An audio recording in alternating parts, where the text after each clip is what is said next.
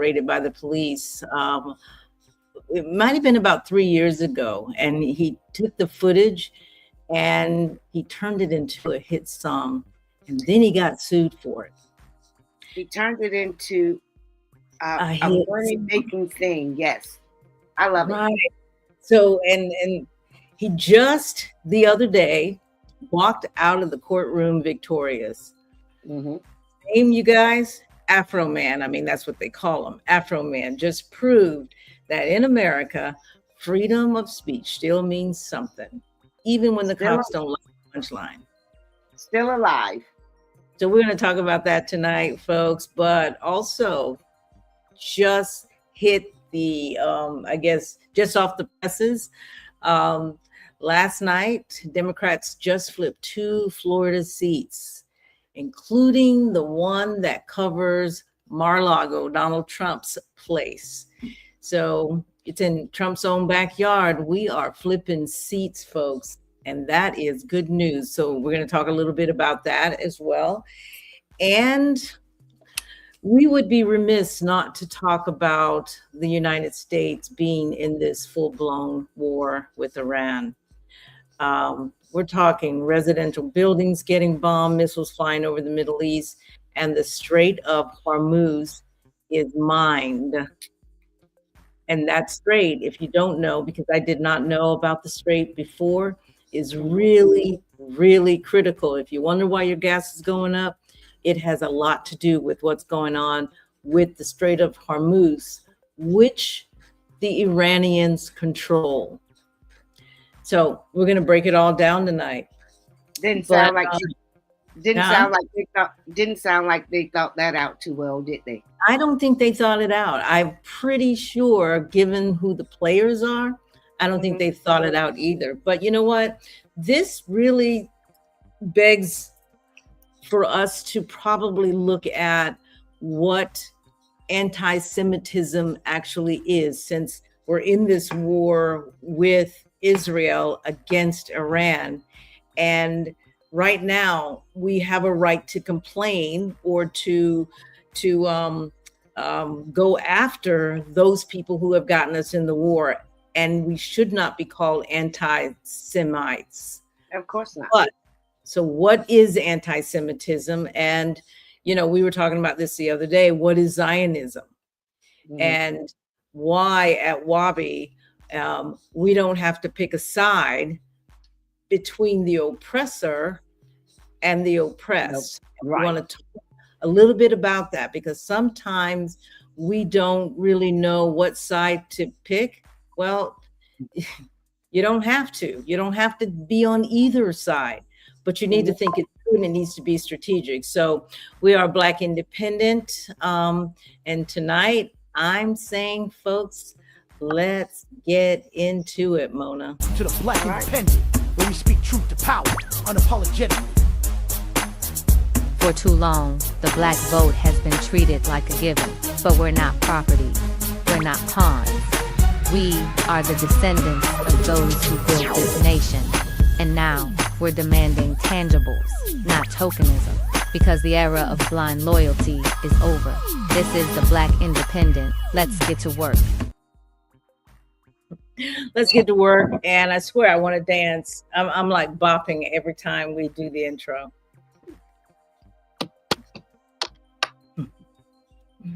It is so, can you hear me? I can. All right. So welcome back, everybody, to We Are Black Independent, the podcast where we do not take orders from the left or the right. We take orders from the truth. I'm Jeanette, joined by my co-host, Mona. Okay. And tonight, Mona, it's a big one. Yes, it's I think it's going to be pretty good tonight. Yeah, I think so. So you guys, we got 3 stories, and I kind of mentioned them early on in the teaser. And these stories connect in ways that you might not expect. And it's really all about looking at the whole picture and trying to figure out why things are occurring the way that they are. And usually you can find that connection. So we have an artist who fought the system and won, and he's Black, and he's a regular black, folks. Let me just say that. We got an election that just sent a message from Trump's zip code to, to and from um, the Trump's zip code, Mar-a-Lago. And we'll talk about that. And we got a war overseas that nobody asked Black America about before they started it. So let's go. Do you want to take the first story? Yeah, let's get started. So, Jeanette, when I heard about this, now this guy, Afroman, his name is Joseph Foreman. I had never heard of him, but I was seeing his pictures and his podcast on YouTube, Yeah. and I found myself just laughing out loud, not chuckling, but just laughing. Sometimes, you get a good little chuck, but it was a downright laugh. And so then I had to follow it, and it was just good. And I say the audacity of these people, because the officers sued him Yeah. because of what he did. Yeah. And he had the right to that property. So Mhm. I will give you a little bike story. In August of 2022, the Adams County Sheriff Office executed a search warrant on his home. Now, that was the first mistake. Yep. They were looking for drugs, and get this, a black man, evidence of kidnapping. His wife was there. They smashed down his door, Oh came my in, God. of course, with weapons drawn, badass white boys. They can only be bad with guns. Mhm. Searched through his clothes. Now, if you're looking for, I guess maybe you can search through his clothes if you're looking for drugs. His closet, his belongings. An officer famously paused. He come to the kitchen. Well, Okay. most black people, particularly black mom, they're gonna bake their children, particularly their sons, because the wife can't do it right. They're gonna bake their sons a cake, and it was a lemon cake, and Yeah. the lemon cake was there, and the Okay. white boy start drooling. That is so funny. I Yes. could not stop laughing. Once you see the video, his music video, he plays up on that officer pausing in front of that lemon cake. They Now, didn't find. I still don't know. Did he cut the cake? Did he cut the No, cake? no. Yeah, because it kept saying that and I was like, I know the officer now. That would have just been a dumbass move. Didn't cut the man cake. No, he didn't cut the Pause, cake. but you keep seeing him pause and looking at it, and you can see Yeah. his mouth watering up. Like, damn, his mama or his wife cooked that, and it just probably looked fluffy. Let's play the video. Yeah, well, Moni, they go. Well, go ahead. Hold on 1 second. That's my part. I have to go. Yeah.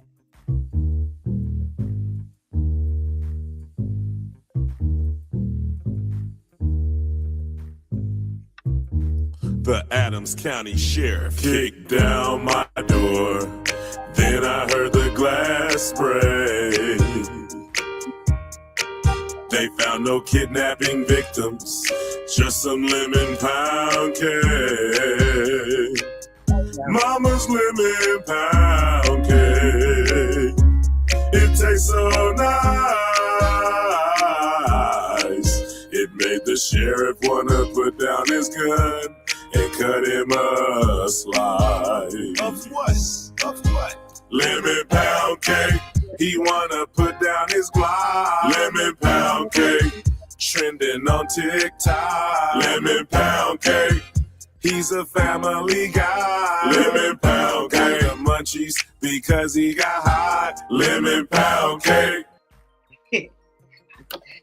And look, where is he performing that at? Because the majority of the audience were all white, and they all knew it. I mean, so this thing went viral. That particularly one went viral. So yeah, But I know. I know.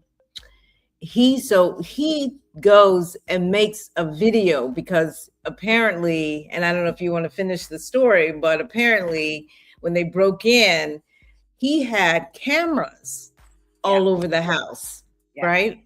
yeah. So he had this footage that maybe they didn't know he had, or they did, but they didn't know what he was going to do with it. Right. Well, Who- I know they're certain that they didn't think he was going to do all of this with it. That's for Right, sure.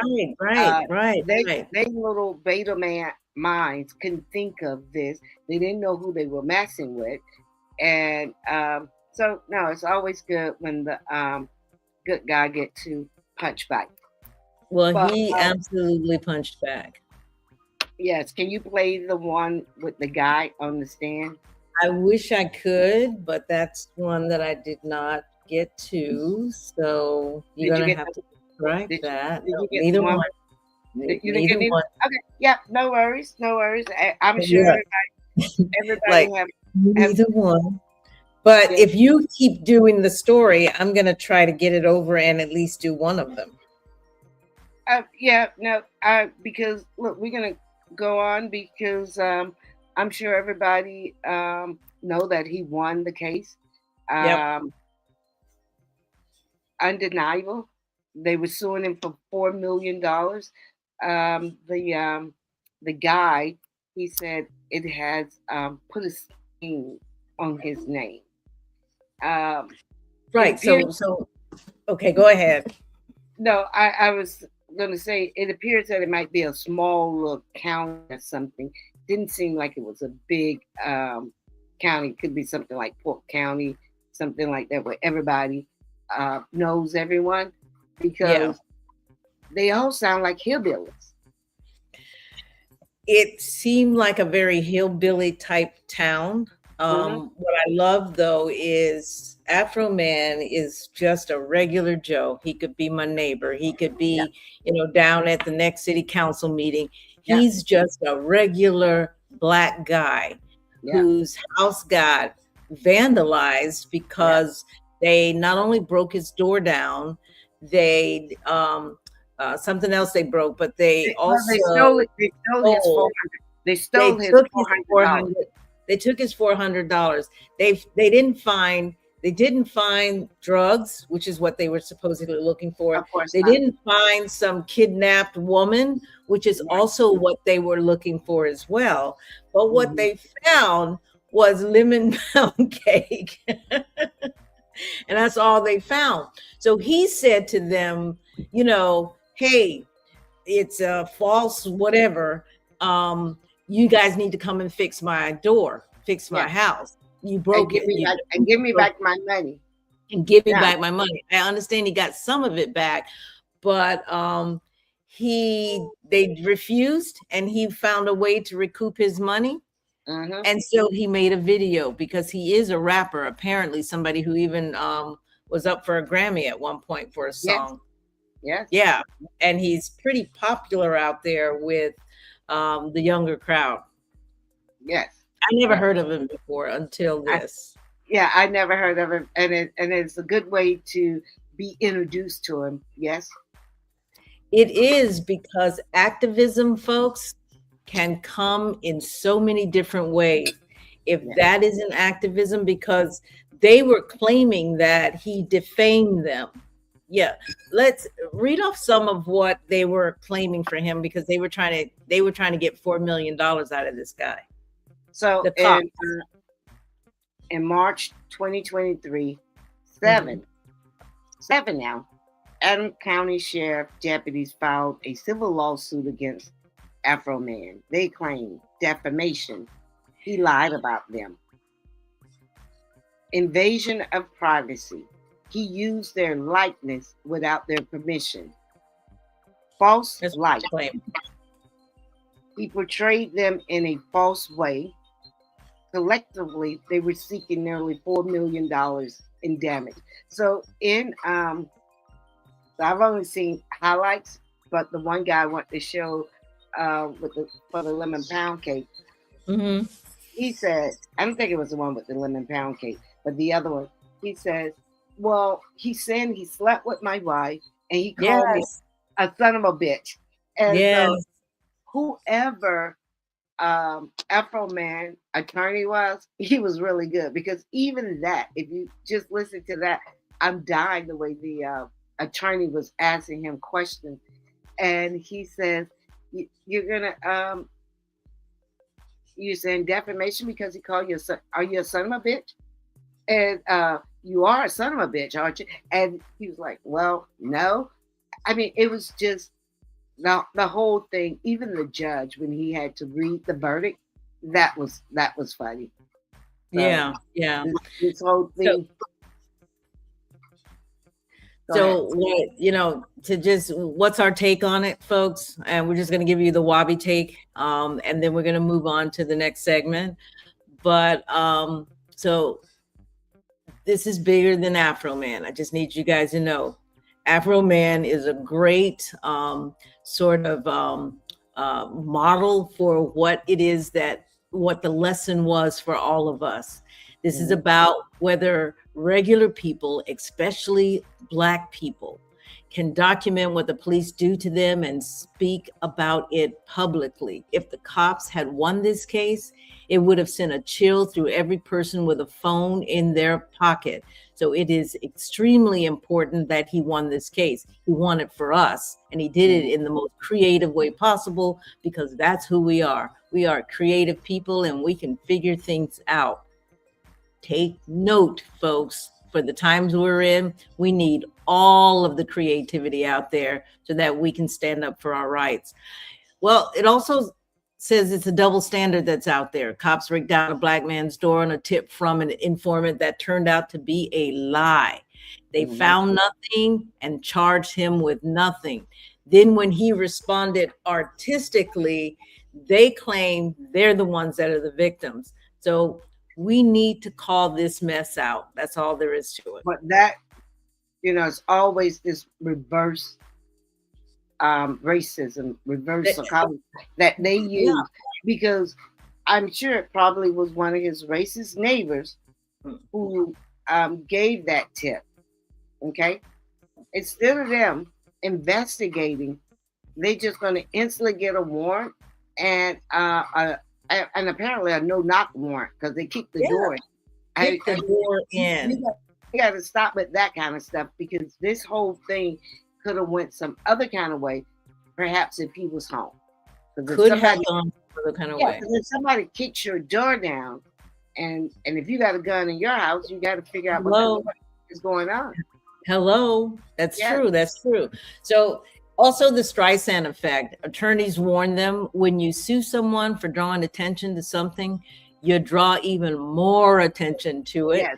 Now the whole country, the entire country knows about that lemon pound cake. Yes. I just said, I'm going to tell my mom, you know what, this Thanksgiving, I'm going to make a lemon pound cake for sure. I like lemon pound cake. But for the most part, it's like the whole country, that's something we never would have known about. No. Who's Afro? Up in Ohio, and somebody like me who's such a square, right? And and I'm telling you, I've been posting it, and I have enjoyed the videos, watching them. Yeah, they are. I love too that they I'm calling them dumb hillbillies, you freaking suckers. And I think they kind of realized that the cameras was rolling in the house, but by that time they had realized too late. He had another. And they didn't realize that he was going to actually do something that was going to expose them in such a way. This thing is really big. But what does this mean for artists and activists? And I really want to talk to you creative types out there. There's a way that you can get the message out. And this right here is one good way. If you're documenting police conduct legally, creatively, and publicly, you have a right to do it. This verdict makes it so, at least affirms it. So that was a fun segment. I really enjoyed talking about that. It's it's a fun way to get a very important message out. Yes. Well, Jeanette, we're going to jump right into it. Yesterday we had some elections throughout the country, but particularly here in Florida. So we had two good elections that took place. Something significant happened in Florida, and we need to talk about what it means, not just for Democrats, but for what it signals about the political temperature I think this country is in right now. And it's very scary. And, you know, it is still some on the right just will stay in that burning house, will go down with the ship because they're so freaking stubborn. But let's let them burn. So, Mar-a-Lago district, House 87. I think that was Palm Beach County. Yep. And Democrat Emily Gregory defeated a Republican, John Maples, who Trump himself endorsed. Maybe Trump needs to stay out. Important to know. Yeah, these candidates might need to tell him, sir, I appreciate it. Let's stay a little low key because you know you can't tell him not to because now he'll have a temper tantrum and he doesn't realize the harm he's doing. Yeah, he's harming the party now. Yeah, he's harming the party. He's harming the country, and that we knew. But somehow the party was surviving it.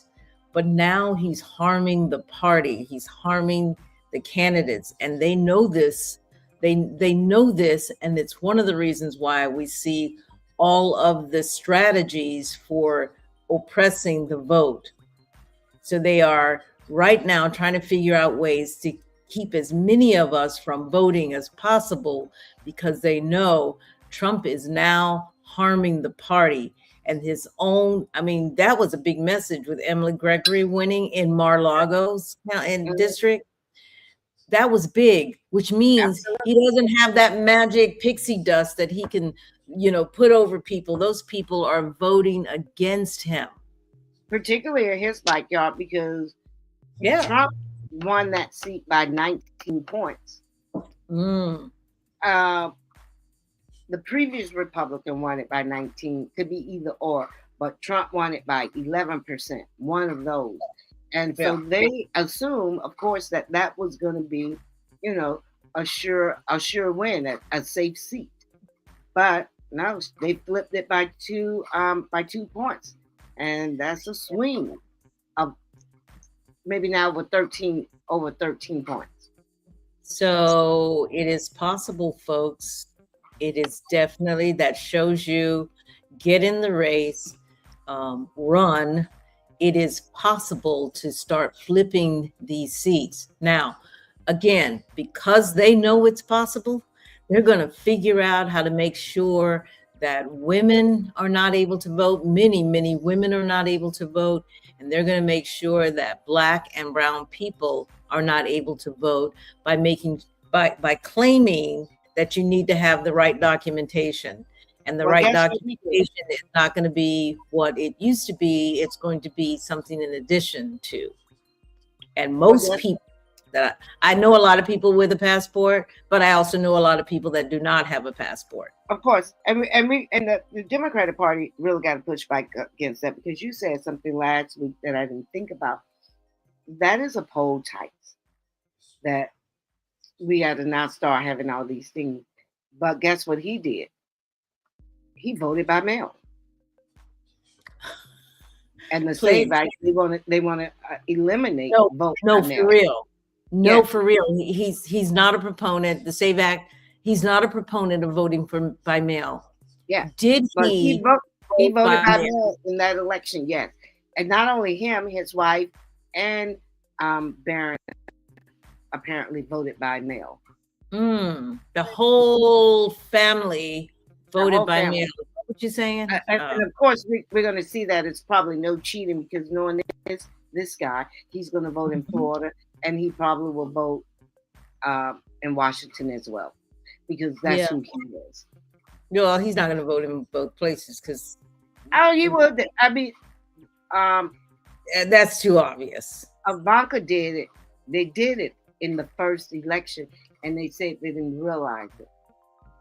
So when they were saying election fraud, it turns out three people from his family and his campaign, because of that year, it was only 18 mishap with the election. Yeah. 18 known mishap, and 3 or either 4 was people that knew him. Yeah. It gets us back to that double standard. Election fraud, and they know that. We know this. I don't understand why we keep allowing them to even say this, or we even concentrating on this when we know that's not the truth. That's kind of interesting, because I've been thinking about this for a while in terms of Trump is where he is because the country has allowed him to be doing what he's doing and taking the country down. Now, when I say the country, I don't mean you. I don't mean me either. In fact, I don't mean the Black race, because do you mean the Democratic Party? The Black Caucus? Well, I do. I do. I mean white people. I know you mean white people. I don't care what you are, Democrat or whatever. We have to shut them down.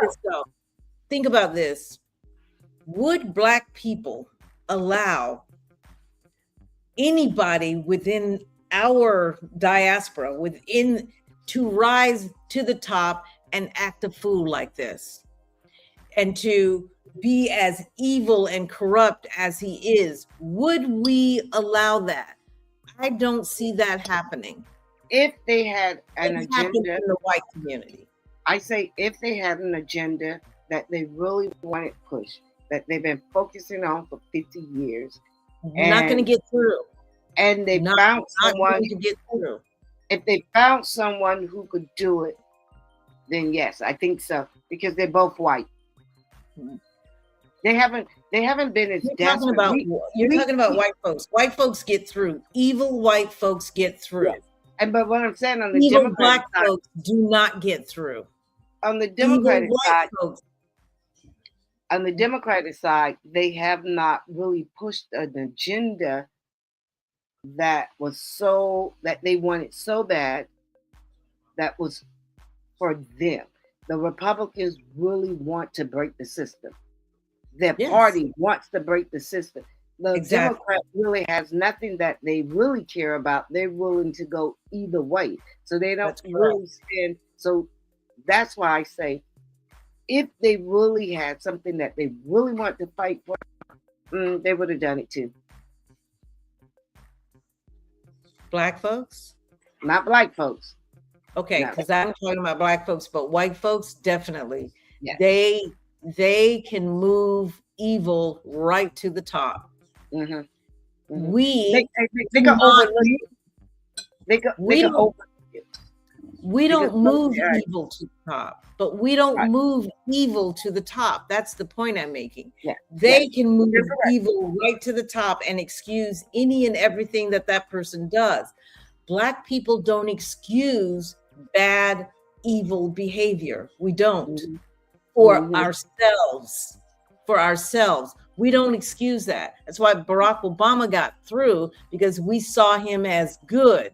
So did they, much to the chagrin of the evildoers on that side.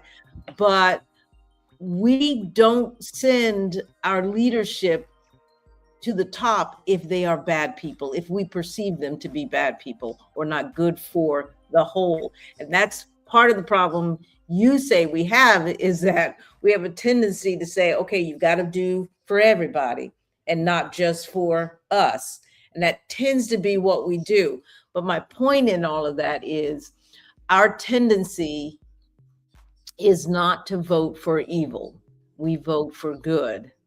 Their tendency is to vote for evil to meet their needs. And in this case, it's anti-Black, right? Mm-hmm. so that person gets all the way to the top. How in the world does Trump, given what we learned about America, what it was supposed to be, how in the world does a Trump reach the top? How in the world does that happen, given the golden rule and all these things that we learned that we were supposed to abide by? How does a Trump get to the top? Because they realized that under the previous people playing by the rules, playing by how you know, wasn't working for them. So they did.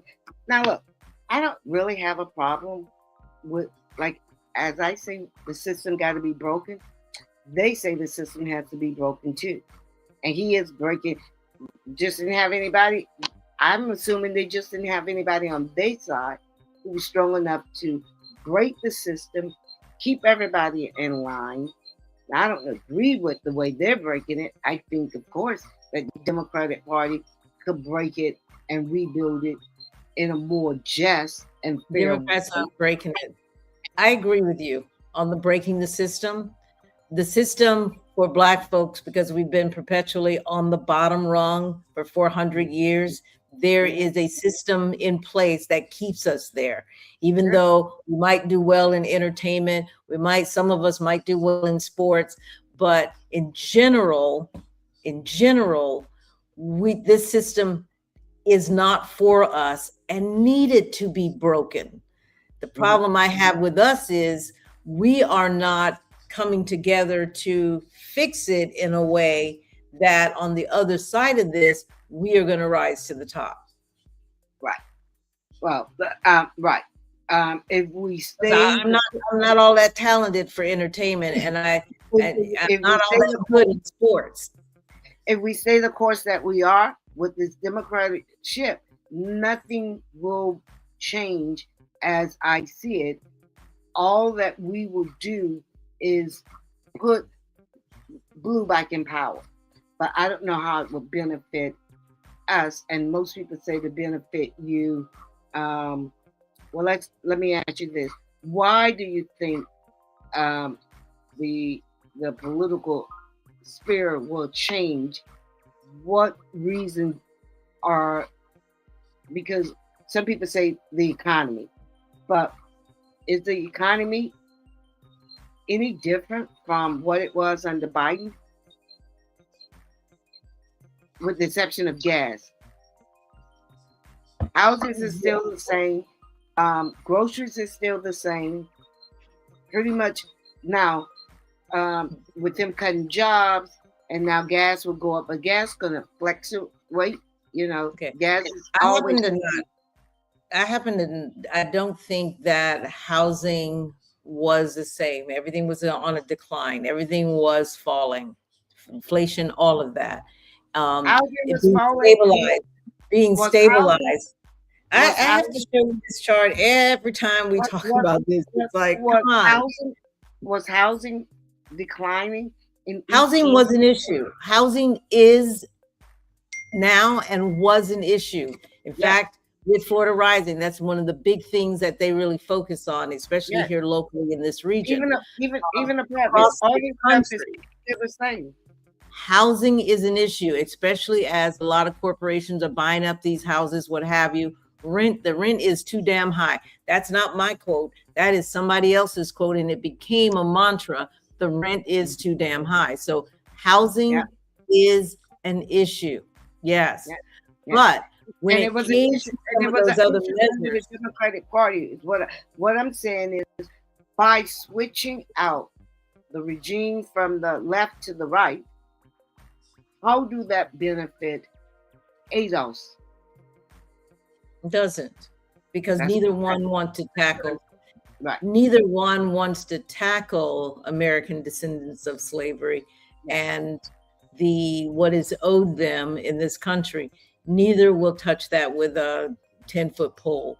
So if that's your question, then neither, they're both the same on that issue. One is a little bit more honest, I ain't doing nothing, and the other one is less honest by allowing HR 40 to sit on the desk or the table or the shelf, excuse me, for the last 40 years.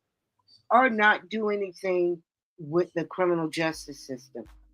I mean, they don't even want to start. We don't even have a starting point with the Democratic Party that we know that they could go in, like Trump did with the DEI, and he could, the Democrat could come in and say, all right, here's what we want. This is the bill we want for criminal justice, and then tie it back to state money to get everybody in line.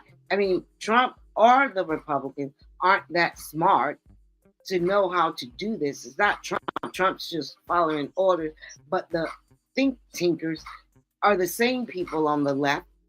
Mm-hmm. And if those presidents wanted to really do anything, they could have done it by now. Mm-hmm. I agree with you. But the Black issue in this country is not one that white people, regardless of party, is ready to tackle. It is way bigger than they in terms of financial. It's way bigger in terms of political and social. It's too much. Politically, they would lose because they've spent too many years turning the white population against us in ways of saying how we're lazy and undeserving, and we don't do anything, we haven't created anything, and we don't deserve anything. The general white population, better than 50, I would say 75%, believe that.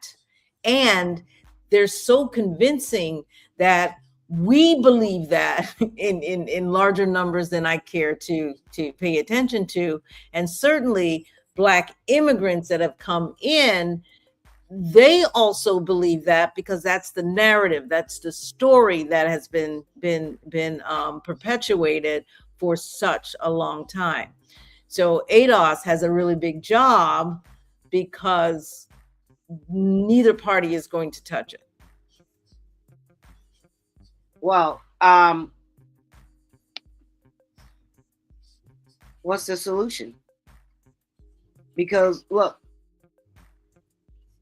we got midterms coming up, and people are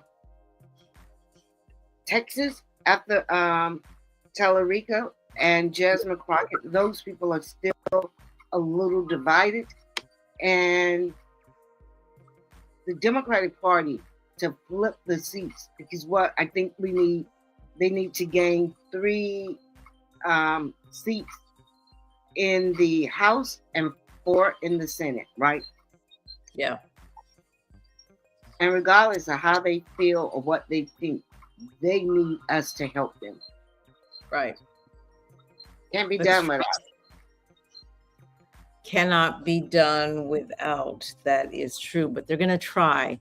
And the way they're going to try likely is because they think they're playing chess, right?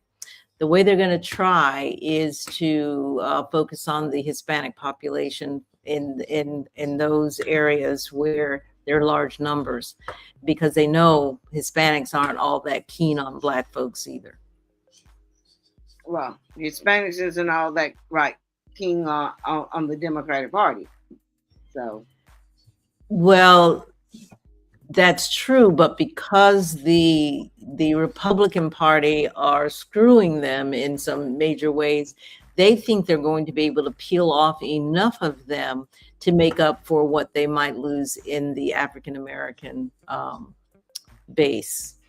Okay, They're trying to create a new base. It definitely will be interesting to see. I'm willing to go with whatever the majority of ADOS members want to do. We just have to be not afraid to do whatever it is we want to do that's in our best interest. That's all I'm saying. Making sure it's in our best interest. Now, if you benefit from it being in our best interest, okay. But we certainly have to benefit from it, because I don't know. We always say voting is an exchange. I'm not looking to love you, like you. I'm looking out for what benefits me. I'm looking out because I love me first. Right. I see what you're saying, but me, plural, not you singularly, but yes, you, but me, No, plural, as a I'm saying us as right. ADI. So I'm saying as a group, we haven't come together yet enough to say to the Democrats in this case, because the Republicans are way out there in left field. They've been captured by MAGA, who's also having their issues. But we haven't come together enough to say, you need us. We need this, not you, but we need this. You give us this, you've got us. Nobody's putting that out there. There's nobody that is speaking up for the Black community in such a way that wields or suggests we have power. There is no indication that we have power. The 92% will likely vote 92% with the Democrats again. Absolutely. Well, one thing too is when they see these special turnouts like this, because last night was a very good showing for a special turnout, so they think, on our side is that anti-Trump energy. So it's going to motivate people. It's going to energize people to come out and vote. So we'll see. We'll see what happens in November. We'll see. We will. Gretchen asks, hey, Gretchen, and does anyone know what happened to Nicole Culler, the Texas state rep from Houston? I do not. Is that anywhere in our notes? Because I know we looked at quite a few in other states. I'm assuming as much, given the question, that she must have been running. So we do not know, Gretchen. So thank you for the question. We'll have to look into that. And then Kevin, hey, Kevin, Hispanics have shown that they are interested in 80% of their votes to Dems. They can't replace us. All right. Yeah, I agree. Kevin says they can't replace us. They can't. And we got to get back to when you think about it. And we'll just have to say this was something we kind of didn't know. It's the kind of people we are. We have a huge heart. And when we was fighting for civil rights, we want to include everyone. We want to say this. All these people came in and benefited off of our fight, our suffering, and kept smushing us down. Yeah, I'm not doing that anymore. But then, if you're not doing that anymore, what are you doing? What are you? We just stay here to somebody. What are we doing? Is the question, because we have to be doing something right now. Everything is coming down. We could be organizing. We could be organized, and we could not be afraid to stay where we at. We're already at the bottom. We can stay here to either side decide that they want to play ball and play it fairly. Mm-hmm. I don't know. I feel this sense of. Don't you get tired of giving it? Don't you get tired of giving the bully your lunch money every day? Didn't your mom tell you, now I want you to go to school and walk with your bike up and don't let them take your money? And you come home, oh, they did it again. We're not tired. We're not tired of it. We're still going to give them the lunch money come November 3rd. They're going to get the lunch money come November 3rd. Real easy. Yeah. And I don't see anything, I don't see any indicators that tell me that Black people are going to keep their lunch money. They are going to give it to the bullies. And then they're going to brag about that they gave it to the bullies at 92, 95% or 80, 85%. And they will be proud of that. And we will, if they do win, the Democrats, we will then go back to the structure as it was, where white men are on top and black men and women are on bottom. And they're giving you some damn moldy bread. Yeah, but I think that's what we're not tapping into, because some of us think we have arrived, and we don't realize that in the racial order, in the pecking order, in the financial wealth pecking order, we are absolutely at the bottom as a people. So we're going to need those people who are comfortable at the top, and those who are middle and think they're comfortable as well, to understand that there's too many, disproportionately too many of us at the bottom, and it keeps us at the bottom. Ask anybody on the street, who's on top, who's on bottom. Anybody will tell you white men are on top. So everybody's gravitating toward the white man because he's the one that wields the power. We do not have it. We could have it. We could have it. But at the moment, we do not have it. No, because look, we realize our votes are a critical part of the coalition, right? The question is, are Democrats actually earning that support, or do they just expect it? And we always know that they just expect that vote because where you're going to go. Yep. And what we have to say is we have to be okay with, and I know you're, but look, we're going to survive Trump, right? You're going to survive this. Are we going to struggle? Yes. Are they going to struggle? Yes. Because the white men on the Democrat side, the working poor, the middle, they're not, everybody is struggling, and they don't feel is enough for them and their children to even give to you and your children. Yeah, I think you're right. And so until then, I say that, who knows?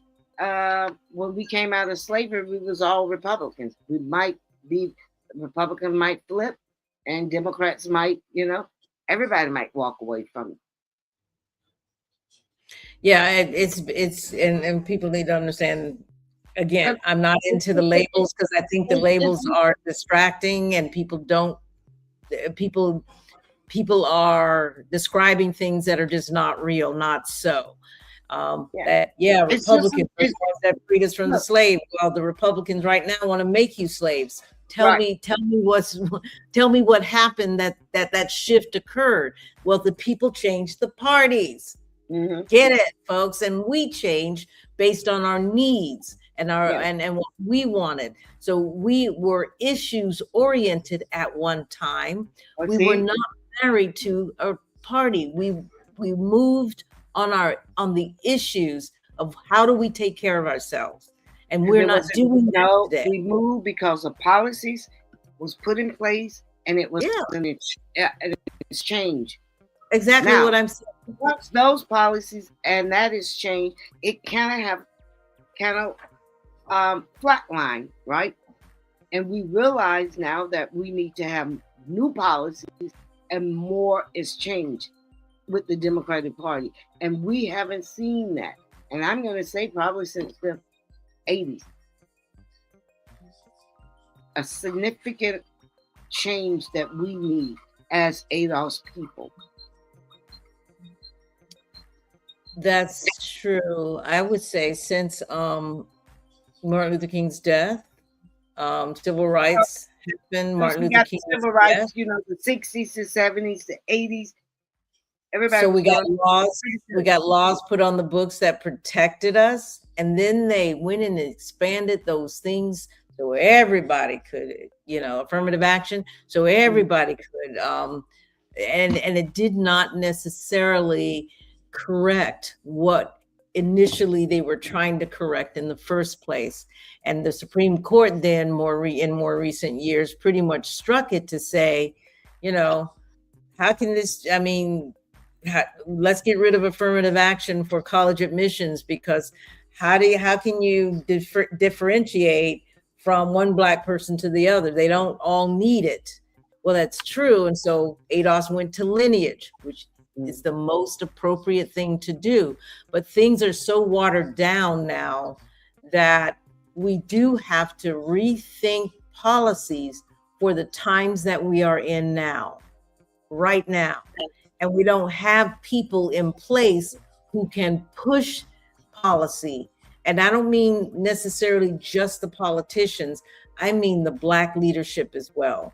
Sure. And so as we look at what's happening in Florida, well, as we look at what's happening in Florida in terms of those two special election seats, they're not our people. No. Yeah. Right. Who are we talking? Who are we trying to push forward? Because policy is really what's going to do it. That's look. I love candidate Quentin Robinson. He's running for county commission, District 3. If it ain't policy, it ain't changing nothing. Correct. And I'm messing up his phrase, but when I really realized what he was talking about, if it's not changing the law, if policies aren't put in place, it isn't changing anything. But let's get on right about that. He's absolutely right about that. Absolutely. But if he knows that all of our leaders, all of our the Black Caucus, how these people have just let us sit here like this. So you want to move on to the war? Got some interesting stuff going on over there. God, the war. Folks, if you are not tapped into what is happening with the war, I'm going to ask you to take a pause from your beautiful lives and where you are going to work every day and the kids are going to school and it's as if everything is hunky-dory. It is not. There is a reason why you are paying more in gas. And I think that tonight we want to try to make those connections for you, but we also need you to understand how we got here. How did we get here where we were looking for a lower price in groceries, we were looking for lowered gas, we were looking for things that are just not happening. So Trump decides he's going to go to war. So do you think Trump decided or the handlers decided? The handlers, not necessarily. See, here's what, it depends on who the handlers are, right?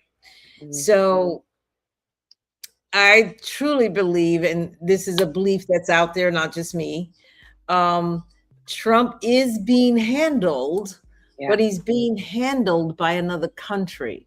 He's being handled by the leader of another country, which is unheard of for the United States of America. And yet here we are. Yeah. We are being handled by outside forces. Yes, because the man, that one thing you could have said, you could have stand 10 toes down on when he said he didn't believe in war, that he would not do a war. I can remember when Obama was in, he called him an idiot. If he was in, he would have been able to negotiate this thing. So it is always easy when you're on the outside looking in, telling people what it is that you could do. But yeah, that's very true. It is not easy. And it's no fun when the rabbit have the gun, because Obama should be throwing out stuff at his dumb ass every day, because he did not get us in this situation, because this is going to be really bad, Jeanette. It's not going to be as easy as they think. We already have over 1,400 Iranians killed, 1,000 more wounded. You know, they're going into Lebanon, over 1,000 people killed there. And I mean, like, for what? Because Israel will rule the West. And it's unbelievable. And I don't even understand that. I'm now looking at that whole situation so much different, right? Because I can remember in the 80s and, you know, the 90s, or even sometimes when I'm home and I'm just scrolling through and I'm looking at some document. Anytime anything comes up about the Holocaust, I would look at it. I've seen if you could do a history of my TV, you would see I've done a lot of, and I used to think the Germans was just so freaking evil for doing what they did to these innocent people. And when you had something like that happen to them or their ancestors, and then come around and continue. Now that happened to them for what? The Holocaust was what? 12 years. 12 years? About It was 12 years. Okay. Mm-hmm. They've been doing this for 40 years. Yeah. All the killing that they have done to innocent people, to children. And it almost make me think if the system would ever switch and we had the power, would we enslave white people the way that they did us? Would we be able to do them the way they did us?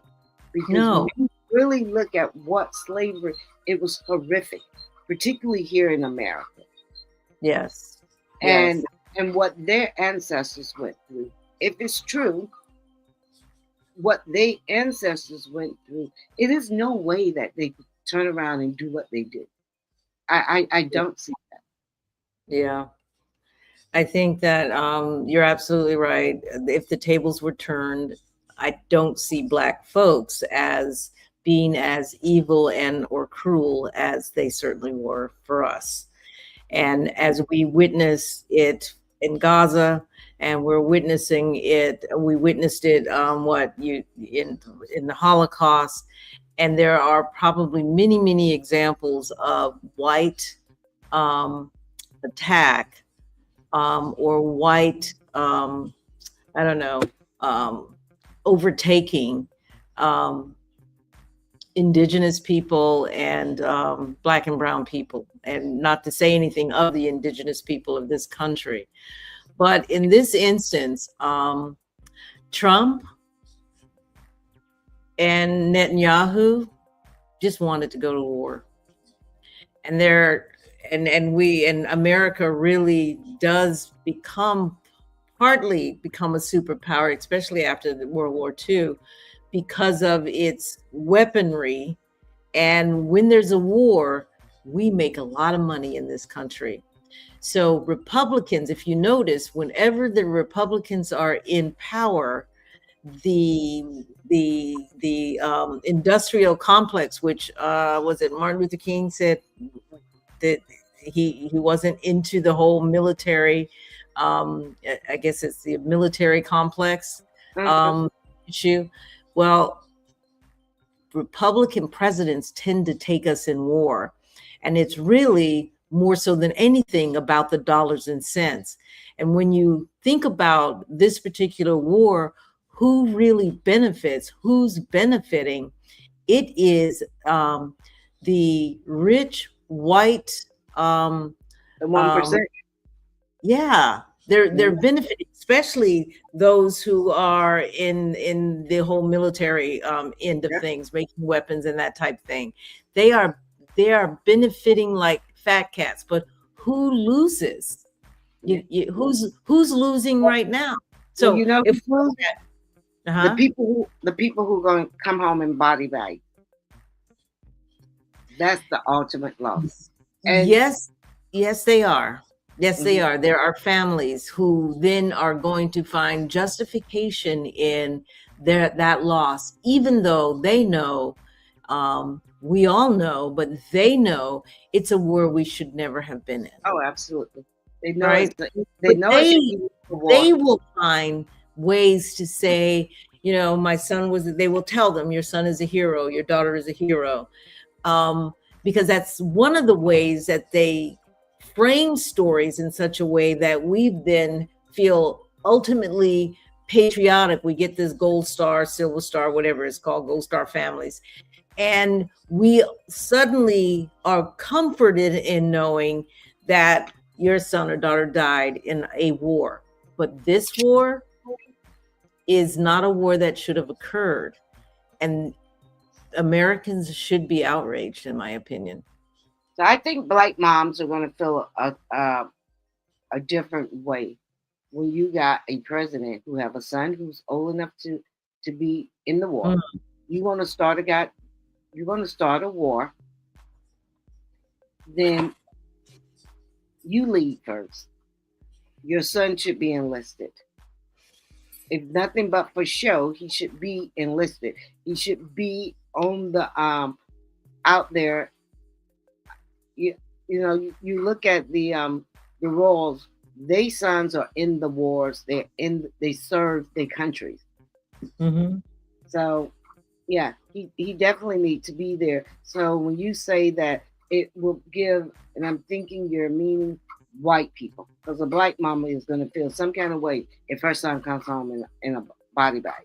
Yeah, but then the question is, what does she do? What does she do? This is built into the this is built into the whole evil sort of sick ecosystem that we've developed in this country, where just because the president says so, we follow it. We follow the narrative. And we just so happen to have and I'm not saying presidents don't lie. Yes, they do. But this is the lionest president I have ever seen. But he lies not for the good of the people or the world. He lies for the good of himself and his cronies. But if you look at the timeline, they were looking for an excuse to go to war with Iran. And like he said with Venezuela, he's going to war. I'm pretty sure Netanyahu said we need to go to war, because Netanyahu's been saying that, I understand, for the last 40 years. He has finally found the idiot president who would listen to him. So now they need Barack and Biden told him no. Exactly. Yes. So now he has the idiot president in place, and now they need a pretense or an excuse. And in January of 2026, the Iranian security forces killed thousands of protesters during the largest anti-government protest since the Iranian Revolution. So Trump then says, oh, here's my chance. And he threatens military action, and he's claiming that he's doing it on behalf of those people, of the Iranian people, because if he can overthrow the government, they will all be rejoicing and be so happy. And then they can install somebody in that they can control, but it's for the Iranian people, right? That's the pretense that they use. So by the 23rd, Trump announced a U.S. armada was heading to the Middle East, including the USS Abraham Lincoln carrier. So he's now showing real intent to get engaged in war with Iran. And we know that Israel is in the background just egging him on, right?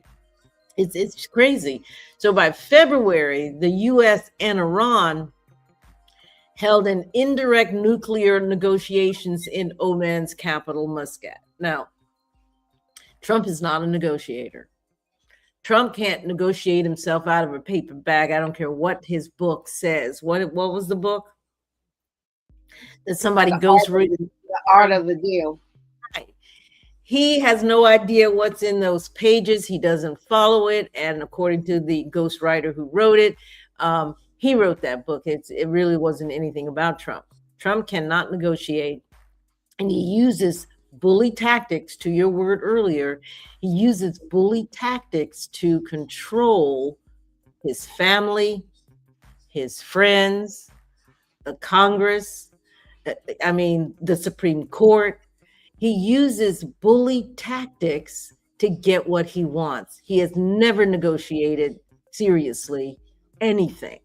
And we can see the patterns. We can see the pattern. We can see the lack of skill to negotiate anything. And he's all about win-lose. He's a win-lose proposition. It's never a win-win. It's always win-lose. We can't name, or they can't name, one thing this man has started and finished or still have today that was successful. Exactly. But yet they think he's a great negotiator. They think he's smart. They think they he's the biggest con man of all time. He's going to be He's the the biggest. biggest.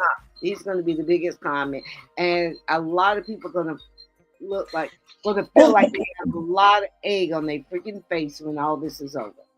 Yeah, but you know what? The strange thing about that is they know that he's a big con man. They know it, but they've accepted that he is because he needed them to do what you were saying earlier. They needed him to destroy the economy, to destroy the country, so that they could rebuild it in their image. And it takes us back Yeah. to our last session of And not Project. those people. I'm Right. talking about the working poor, the poor, the They poor. think But he's we- an negotiator. Yeah, they really think he's great. And They when they think he's great. realize that this man has just pulled the biggest con game, I would say, as most of your white Christian nationalists has Yeah. done a job on you people. Yeah. Yeah. Yeah. Yeah. So by February 13th, he ordered the USS Gerald R. Ford aircraft carrier to the Middle East. He is steadily, it's kind of like what Putin did around Ukraine. He started just putting his vessels around Ukraine and started just doing all kinds of stuff to let you know the war is coming. Trump is doing that same thing, right? So that by February 28th, the United States and Israel launched a surprise. And when I tell you it was a surprise attack on multiple sites across Iran.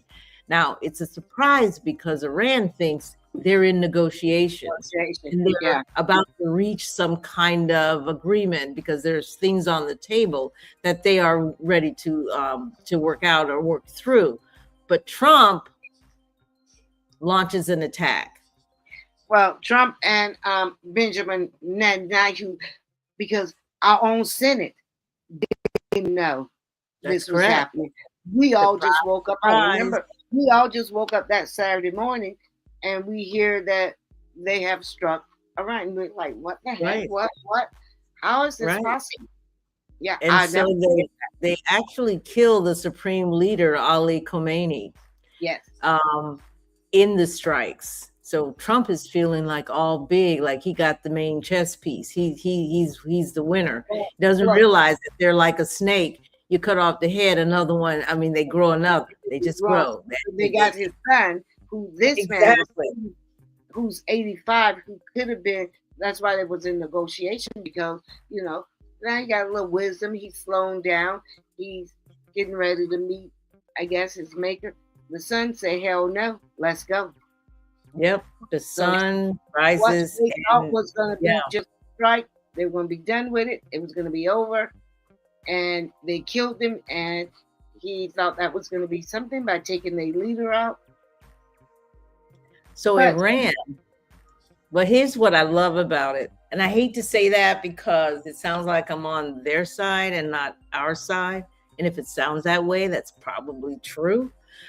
Well, I think we're on the right side, on just because when I started thinking about this, I said, so I remember something caught my attention when Tucker Carlson interviewed Mike Huckabee, and he said, well, Tucker says, well, what are you talking about? From the river to the sea, that means they want it all. And Huckabee sat there and said, because I think that's the plan. And Tucker kept pushing it. And he says, well, if they do, why not? And I'm like, why not? Because people live there. That's why the problem is what you have in Israel right now, because you came there, the Palestinian was already there. It's the same thing we did here in America. Came over here and killed all of the Indians, took these people thing, pushed them out. This is what you European people do. And Netanyahu feels that he can colonize the Middle East. Yes. He is ready to take over the Middle East, and he's using the might of the United States to do it. These are white Europeans. And he waited and waited until we put an idiot in the White House, and He's getting everything that he wants, I don't perhaps. think it's going to work. Here's what I don't think love. it's going to work. I don't think I it's know going to work. that's what I love. So Iran responds, and they launch hundreds of drones. Now, these drones, I understand, cost around $50,000 each. $50,000 each, and they've stockpiled them. They just have all these drones and ballistic missiles at Israel and at U.S. military bases. See, so they have a strategy. They thought this through, right? They're playing chips over there. They have, so they directed them at bases in Bahrain, Jordan, Kuwait, Qatar, Saudi Arabia, Turkey, and the UAE. Surprise, surprise, folks in Dubai, what have you.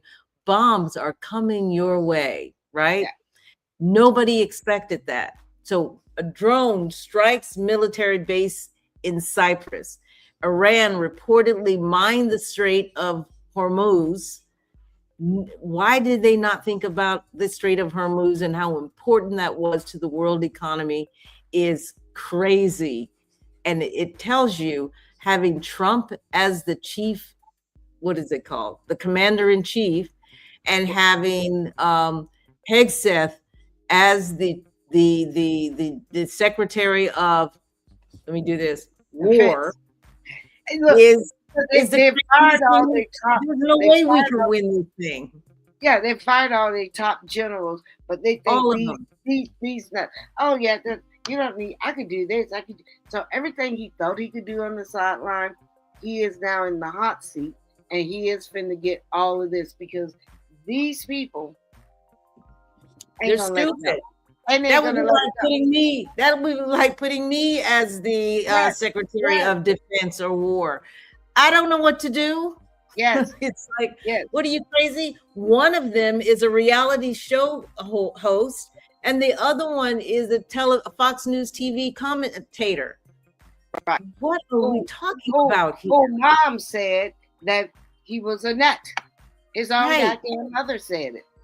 So what are we talking about here? And every American should understand we're in trouble. You know, when Whoopi says to Demi Moore in that movie, I forgot the movie. Ghost? She says, "You in trouble, girl." Ghost. We're in trouble. Yeah, it was Ghost. Ghost. You in trouble, girl. So we're in trouble because we got a couple of idiots that are the Keystone Cops and whatever else that are running a military operation, a war, right? So the Strait of Hormuz, that's ridiculous because it's a critical oil shipping lane. So, dear Black people, your gas is higher because of the decisions our commander-in-chief made, and he has no exit strategy. Absolutely none. Because Iran said, I have a card that you are not even thinking about, and he played it. He's letting everybody else come through, but not the United States, not Israel. So the Strait of Hormuz, they have full control over it, and the mines are in the water, and they're only helping those that they permit to come through to navigate it.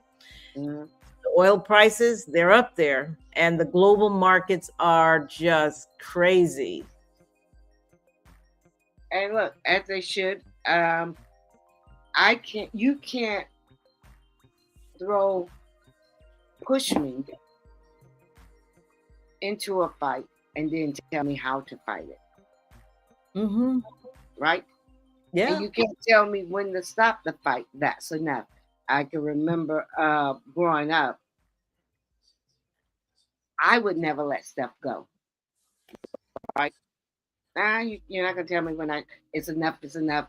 And they're not gonna be able to tell Iran when to stop and how to fight. And this is the epitome of white people who really making people look at the Jewish, maybe not the Jewish race, but Israel. Say it, Mona. But this is what probably making people or me look at Israel the way I look at them, I'm basically just looking at them as a typical European people, because they want to change the narrative. Oh, Iran just bombed maybe a hospital in their in Israel, or did this in Israel, and I'm watching the news and I want to say, MF, the first thing y'all did, the first thing y'all did was hit a girls' school, and you knew it was a girls' school. Not to say anything about Gaza and what happened there. And what happened in Gaza. The audacity of Israel. Of these European, and this is why I say I'm not sure about this Jewish stuff and how one becomes Jewish and this race, because you just that's another show for sure. Yeah, you just look like the typical European white man who believe that you have the right to do this. I just thought to take somebody else's land. Just to take somebody else's land. And then you can't be mad and you can't want to fight. But I just saw something on Facebook where the Israel had this maybe Palestinian or somebody from Gaza, and they needed information from the father, and they had his 11-month-old baby, and they were putting cigarettes out on the baby now, the baby. To get the and I'm just like, and when I see stuff like that, it's just, and I can see, I can see them doing that, because on Sundays they used to, before they go to church, they will all come out and us out on their church ground, and they all watch, throwing us to the alligators. Yeah, they're just, we have nothing in common with those people. We have nothing, and we have more in common with the oppressed. Yeah, but think about it though. About it is what makes me mad. And I say I'm going to just probably stay neutral, because they'll come over and want to align themselves with whiteness and be against us. That's true, but to the point of throwing our babies to the alligators as bait, that's something that definitely they do, and it's just nothing for them to decide, okay, you guys are going to be bait, or okay, you guys are going to be on the front line, just based on race, just based on color. And we just don't do that. No. That's not who we are. I think that how evil we want to be, or how mean we want to be, I don't think we can ever be that. They haven't pushed us to that level of evilness and wickedness yet. Yeah, I think from a natural standpoint, we're different, and I think history, if we really studied history the way that we should in this world, not just this country, we would be able to see the natural sort of temperament of different races, and I think ours is mixed up. So we're at around day 24, 25 in the war. The war Trump thought was going to be like a weekend. He thought it was going to just be something like what happened in I think he said 3 days. Yeah, he thought it was going to be like in Venezuela. But those Iranians said, we've been waiting for your ass. And the reason why I'm saying okay is you saw me preface that again, like you told me not to do. Well, we've been waiting for your ass. Yeah. So you remember that that show, the two girls, they say, "Bring it on." That's what they said. Bring it on. Bring it on. Bring it on. And the world is lining up with them and against Trump and Netanyahu. The world, the rest of the world, and even Africa's waiting to see what happens. But nobody is coming to Trump's rescue with regard to taking over or opening up the Strait of Hormuz, because they're not being impacted negatively. We are. and we're not going to come to war. Or Trump doesn't sending, need to have allies. or sending men's and women's to and you Yeah. know, and Trump, he gets in office, and Epstein gets in office and say, hey, they want to get the women's out and all of this, and now you motherfuckers knew you were going to go into war, and now you need help. Yep. So who in their right mind will come and help? Right now, he has nobody. It's As us. it should be. As it It's should us be. and our children, right? Yes. So And they're not sending their children. That whose son apparently lives in Miami. He lives in Miami. Did you know that? What? Netanyahu's son lives in Miami. I did hear something that he lives here somewhere. I did hear that. Why are you not over there fighting for your country? And why not all the Jews leave here and go fight for Israel? Why should our people go fight for Israel? It doesn't make any sense. It makes absolutely no sense. It no doesn't. sense. Y'all want it. You want that land. You stole the land. You go fight for it. I think our politicians are in trouble with regard to this war and upcoming elections, and with if they want to run, because the whole AIPAC Jewish Zionist relationship is going to be a big deal. But so we're about 24, 25 days in, and we got a couple notes here. Over 1,400 Iranians have been killed per Iranian authorities. Thousands more are wounded. Civilian infrastructure, schools, hospitals, and residential buildings have been hit. Lebanon is now involved. Because Netanyahu has also mentioned that he wants Lebanon. He just wants everything. Hezbollah. He wants everything. So Hezbollah fired rockets at Israel. Israel has struck Lebanon now. More than 1,000 people have been killed in Lebanon. But Israel wants to keep fighting, right? Of course. Netanyahu says Israel will continue striking on all fronts. That's what he says. Israeli defense minister said they'll fight significantly. They'll significantly increase the intensity of the strikes. Now, okay, Trump is like, you know those cartoons where you're shaking in your boots? Yeah.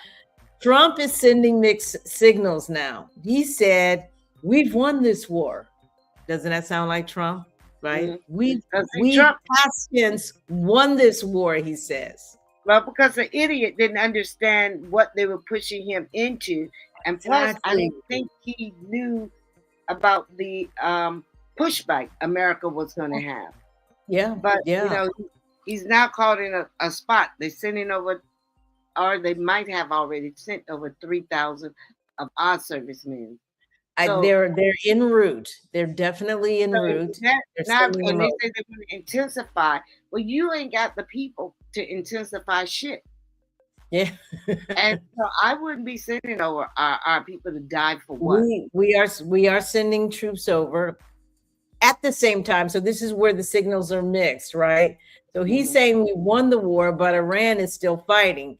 He said he doesn't want a ceasefire, but then paused threatened strikes on Iranian power plants, claiming good and productive talks with Iran are happening.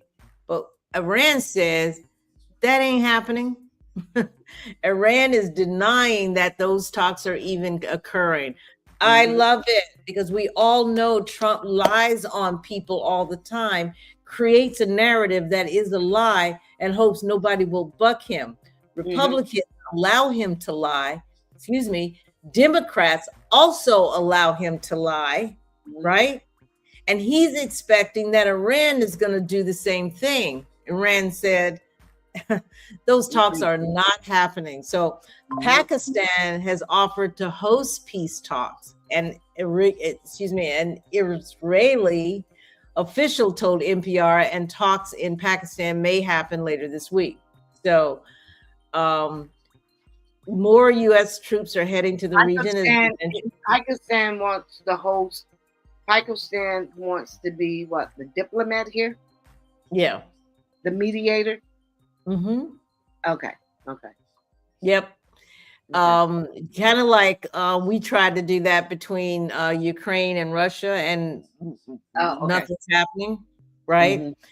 So I'm hoping Iran stands its ground, and it is asking for even more money than they got when Obama and they made that deal on ceasing their proliferation of nuclear arms.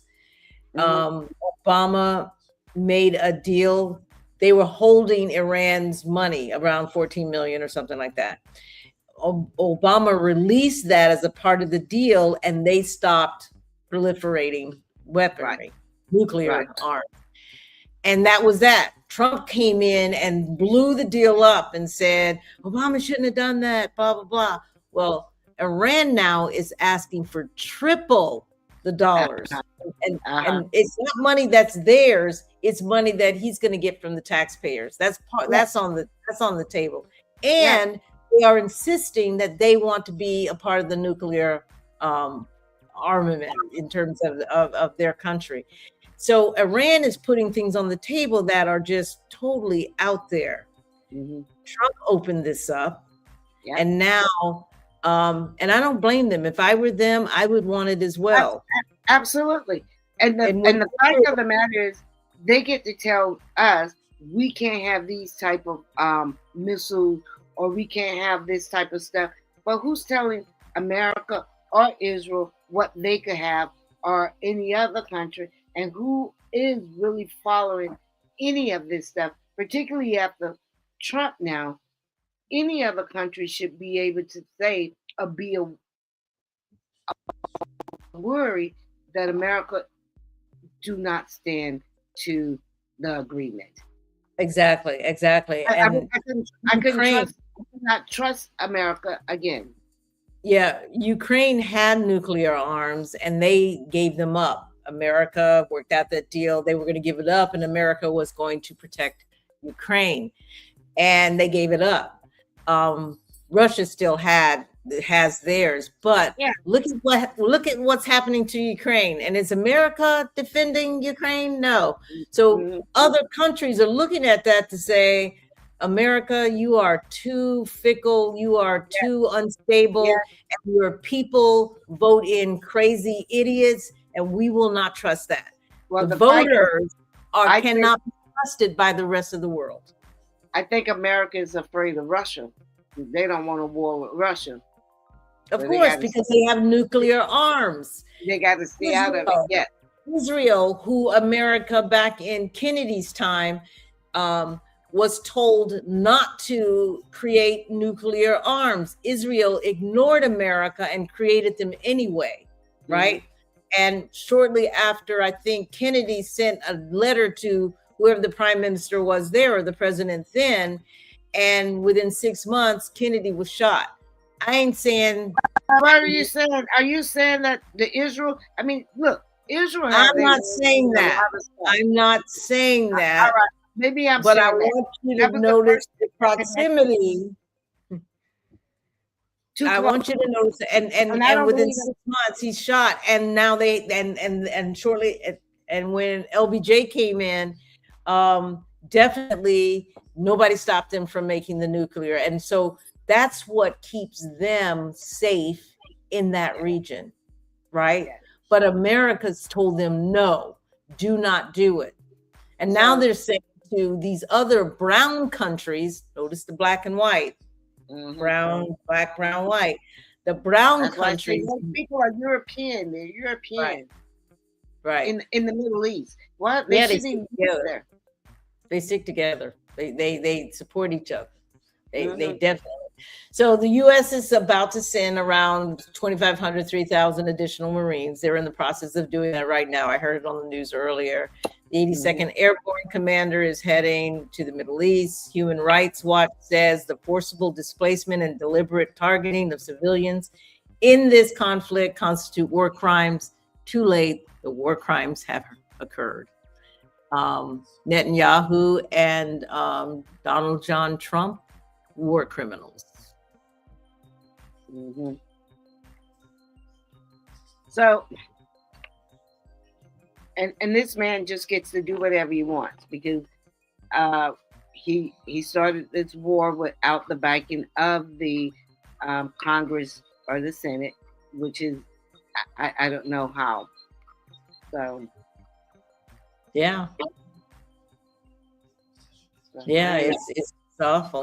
You know, just real quick, the whole because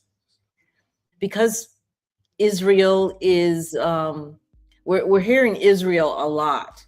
Usually back in our day it was just, oh, why don't we get peace in the Middle East? We need peace in the Middle East. We didn't even understand what that meant, but we said needs to have peace in the Middle East. Why don't we have peace in the why is that so You hard? remember? You remember it was a song. One of the rappers said, I know you probably wouldn't. There's the peace in the Middle East. It's the first, really, I heard of it, and we used to rap about it. We used to talk about it, and but basically, from our point of view, it was more Africa because it was still going through apartheid and all of that. So that's where Yeah. I think our connection Focus and was, yeah. was it from. That's really true.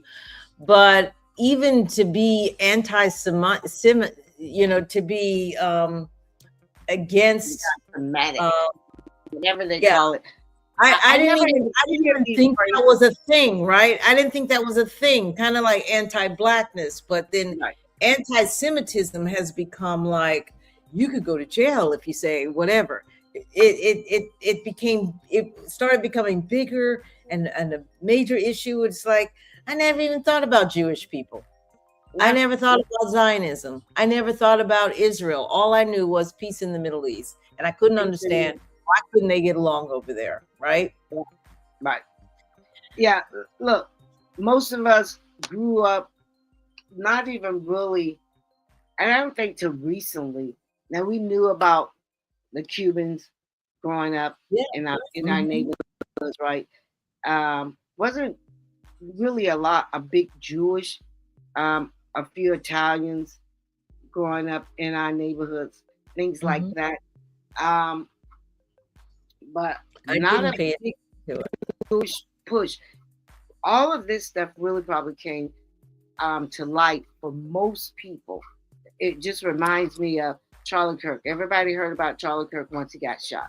Everybody started hearing anything about the Jewish community, Israel, and it is October the 7th. Yeah.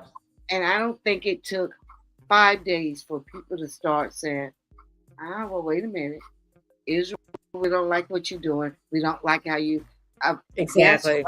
Yes, what they did was wrong. Okay. Yep. But you got these people in that open air concentration thing, no different than what those Germans did to your people. Exactly. What I can remember when Albert Fields started telling us about it. We started doing the research. And I was like, wow, these Jewish people are not good people. They don't have a heart. They have the hearts of a devil. I just don't think they could have. If you're God chosen people, which I don't believe in any of that, and that's the main thing. Yeah. That we have to be able to either rewrite that book, Right. We know the book is a lie. Mm-hmm. The book is not. The book is an interpretation of the white Roman Christian. That's who wrote the Bible. Yeah. That's what God said. Mm-hmm. I don't know how we killing people. I mean, like they are literally and have killed and have enslaved everything. We could do the most horrific things in the name of their God. Yeah, always have. The United States have always done that. We've always been that way.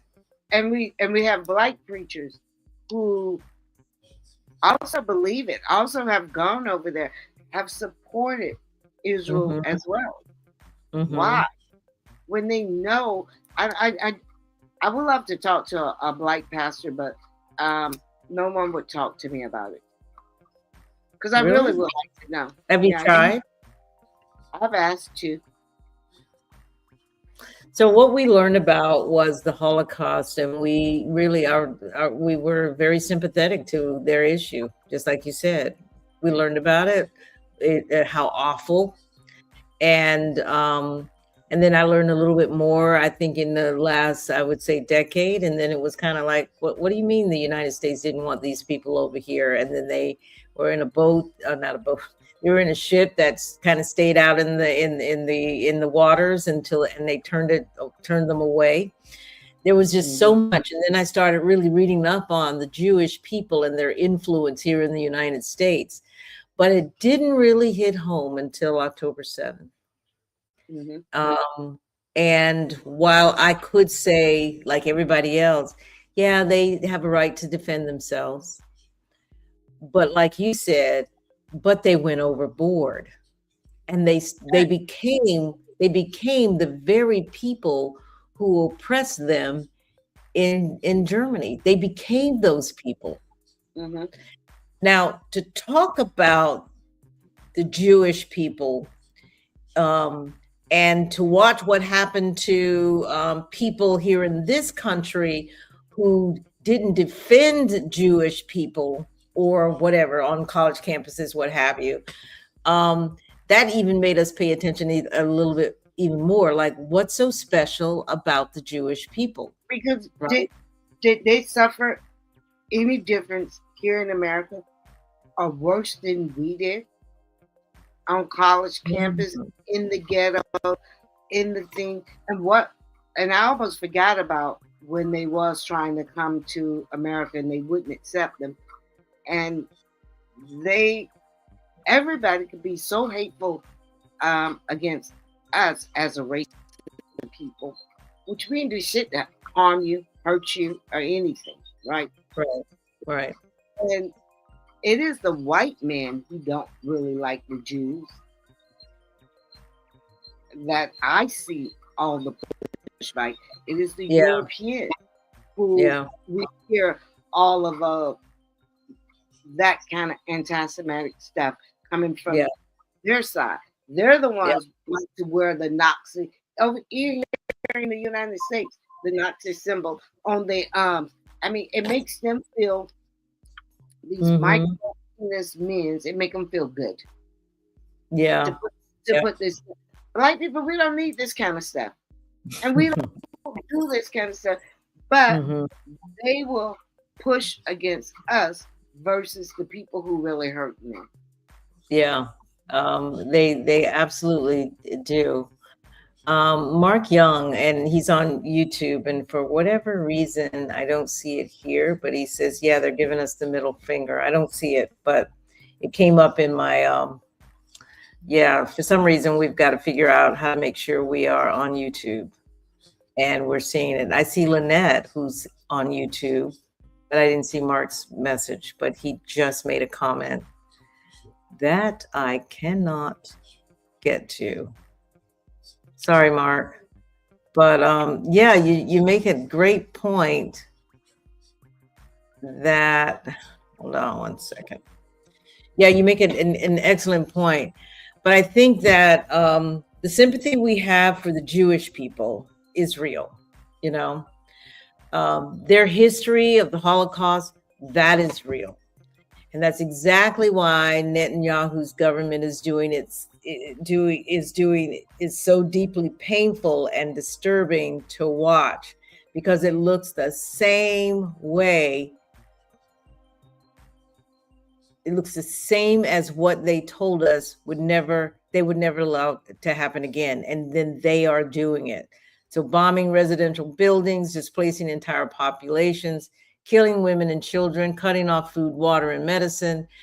We watched those Holocaust films and said never again. But when we see it happening now in real time with American weapons, I truly believe this was a big part of why the Democrats lost, because it's that big of a deal to people that are we supposed to stay quiet? I don't think so. But what I want people to understand and is what is anti-Semitism? What is it exactly? Right? It's a hatred of Jewish people as a people, prejudice, discrimination, and violence directed at Jewish individuals simply because they are Jewish. It is a real centuries-old evil. It gave us pogroms in Russia. I'm not sure what pogroms are. It gave us the Holocaust. It still exists today in violent and dangerous forms. Hating Jewish people is wrong. This is not up for debate on this show. Not now, not ever. However, y'all, criticizing the government of Israel is not anti-Semitism. That's what you need to know. Criticizing the government is not anti-Semitism. Just like criticizing the U.S. government is not anti-American. Or criticizing a Jew, but just like if I have something against a Black individual as an individual, but to say you hate the whole Black race or you hate the whole Jewish, but that ain't even us. So you can never, I don't know if you can find one person in the Black community who would say that they would hate all Jews or hate all anyone, because we don't hate. Mm-hmm. It's just as simple as that. So do we dislike? Do we hate? Do we don't agree with what they're doing, what Israel is doing? Absolutely. It's the action. It's not the people for the sake of who they are as people. It's the action that we're paying attention to. But so what is Zionism? Zionism is a political ideology. And we don't agree with Zionism. Specifically, the belief that Jewish people should have a national homeland in the land of Israel, Palestine. That's interesting. It is a political position, not a faith, not a race. It's a political agenda. And like every political agenda, it can be discussed, questioned, and opposed. And I think that's what people need to understand. We are opposing Zionism. I happen to believe that I'm even opposing the fact that Israel is there in the middle of that region in the first place. Sure, because those people was there. You can't just come and take an occupied land. They're going to give away somebody else's land and say, I want it, and I'm going to push you out, and we're going to push you over here. No, and you can't be talking about this God of y'all and this Bible, and we have white Christian nationalists saying, agreeing with this, all of this foolishness. I don't agree with any of it. Yeah, I don't either, but we're not by ourselves. That's the thing. There was a Washington Post poll where it said 68% of American Jews gave Netanyahu a negative rating. Netanyahu is a Zionist, right? Nearly half called his leadership poor. A majority of American Jews said Israel committed war crimes in Gaza. So we are not alone. We should not be afraid to speak up.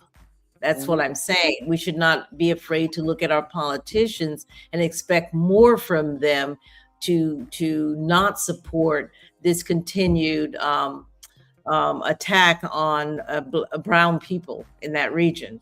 So a majority. What would you say when you have the Black caucus in particular who support Netanyahu? When you have Hakeem Jeffrey who support and who goes to Israel and touch the freaking wall? What is wrong with this man? Yeah. They believe that the power isn't with you, Black people. They believe that the power is with them. And because they get money from them, that's what they're going to do, not with you. You don't have people in Congress that truly carry your beliefs and your thoughts. That's what I see. I don't think Hakeem has had several opportunities on various podcasts and on mainstream media to denounce what's happening in such a way that he breaks from Netanyahu, breaks from APAC. He will not. He does not, and He's he gonna is not find it. He's gonna right. find himself. He's gonna find himself in jeopardy. And that's likely true for many on the Black Caucus as well. Mm-hmm. That they're getting money from APAC. exactly. So these are Jewish people that are also sharing the same thoughts we have about the war crimes and the poor leadership of Netanyahu. Are they anti-Semitic for saying it? No, they're not. They're just calling the spade a spade. They're looking. They call them Jew haters, self-hating Jews. They're self-hating Jews. That's what I've been hearing them call them. But I have two good friends. I didn't even realize they was Jews till they told me, and they're in total alignment with how I feel. Yeah. The thing about it is, do they speak up?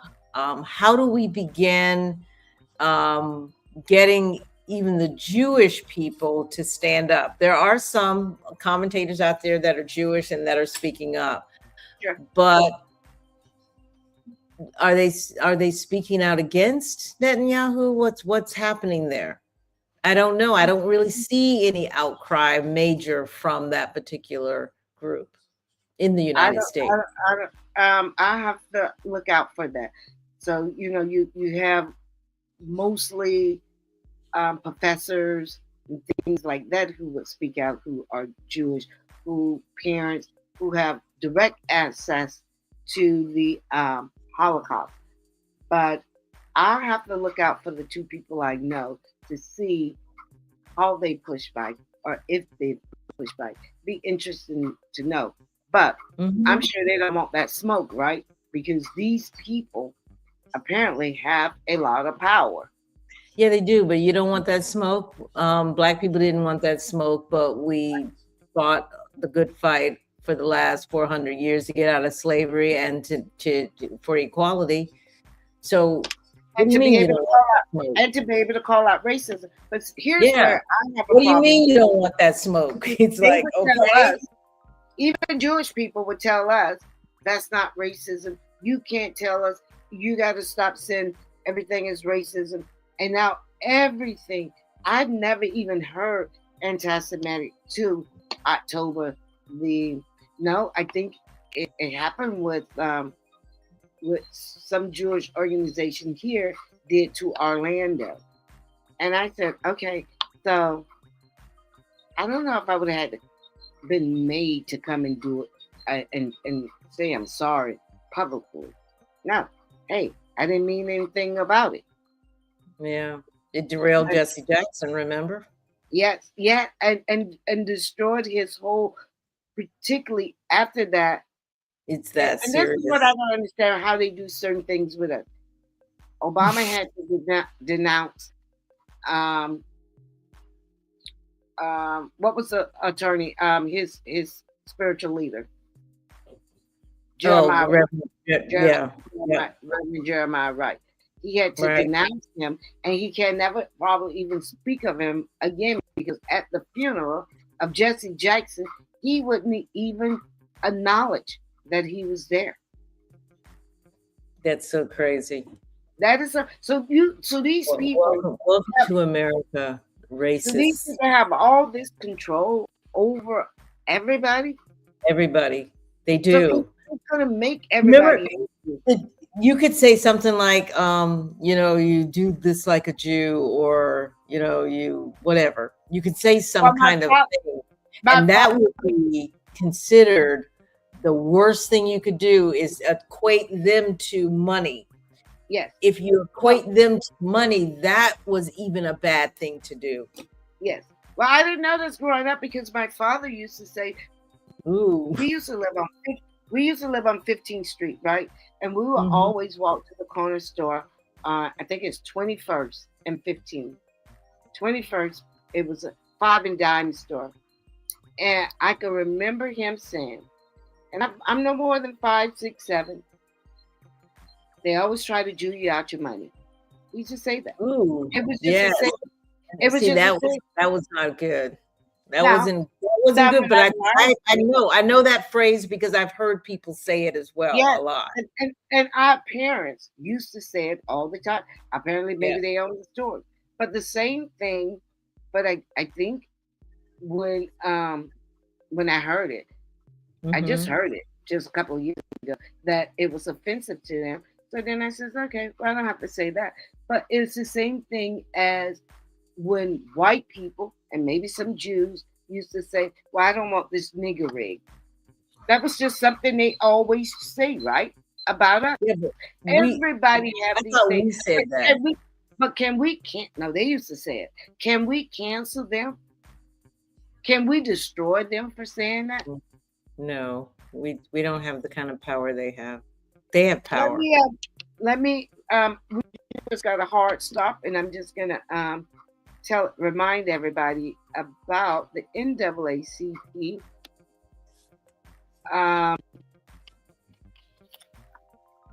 Health Expo and Community Olympics this Saturday. Everybody, please come out to the NAACP headquarters at 5101 North 40th Street. What is the time?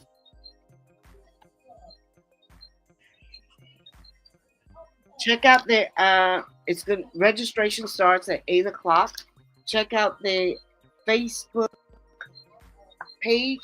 We got a lot of stuff going on. They're offering a lot of workshops. They got workshops on healthy eating, mental health and awareness, diabetes.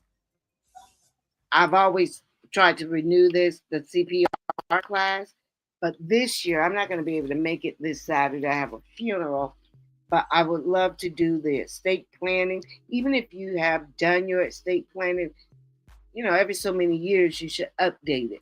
So that's going to be nice. And they got Fitbits for the first, I believe, 150 people who registered. Wow, that's great. Most people have these Apple Watch or a Fitbit, so that's going to be nice. They got track and fields, basketball going on, kickball competition, a tug of war, line dancing, swimming, and they will have a kids zone from age 3 to 12 with various activities going on. Community, this is something that the NAACP put on every year. So it's this Saturday from 8 to 3, I believe. And it's just a fun event. So if you haven't been, it's free. It's open up to the community. And if you haven't been, plan to come out. Yeah, it sounds like it's going to be a lot of fun. Are you going to be there? No, I've got UNCF is having their mayor's ball, and I will be getting myself ready because I'll be selling art. It's another they event. got a lot of stuff. Yeah, I might stop by in the morning, and then I'll have to because I've got to get myself ready. So real quick, let me see if I can close out in like a minute. Just see what kind of time you got. You're good. All right. That's episode 65 of We Are Black Independent. Let's recap what we covered today. Afroman won, Florida flipped, and the war in Iran is real. So I want to thank you guys for rocking with us. We are not left.